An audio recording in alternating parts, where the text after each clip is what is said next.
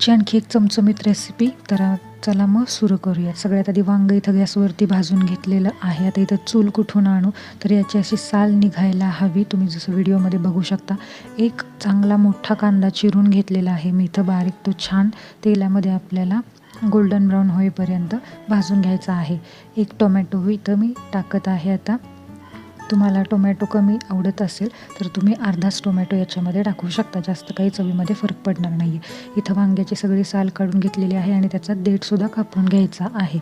तर आता मी इथे टाकत आहे 2 उभ्या चिरलेल्या मिरच्या आणि तेही आपल्याला छान तेलामध्ये परतून घ्यायचं आहे सगळं एकजीव करून. आणि आता मी टाकलेले आहे जिरे, हळद टाकायची आहे आणि लाल तिखट टाकायचं आहे. तुम्ही चवीनुसार टाकू शकता, कारण कुणाचं तिखट जास्त तिखट असतं, कुणाचं कमी तिखट असतं. आणि आपण याच्यात मिरची टाकलेली आहे, सो तिखट जपून टाका. आता मी टाकलेलं आहे मीठ आणि या सगळ्याला एकजीव करून घ्यायचं आहे. इथे मी काठी चमच्याच्या मदतीने वांग्याला जे आहे ते बारीक एकदम असं स्मॅश करून घेते. आणि याच्यामधले बी काढायला विसरू नका, नाहीतर ते नंतर टचा लागतात. तर हे सगळं आता मी वांगं त्याच्या आपल्या मसाल्यामध्ये जे आहे ते मिक्स करत आहे. सगळं छान आपल्याला 1-10 मिनटं परतून घ्यायचं आहे.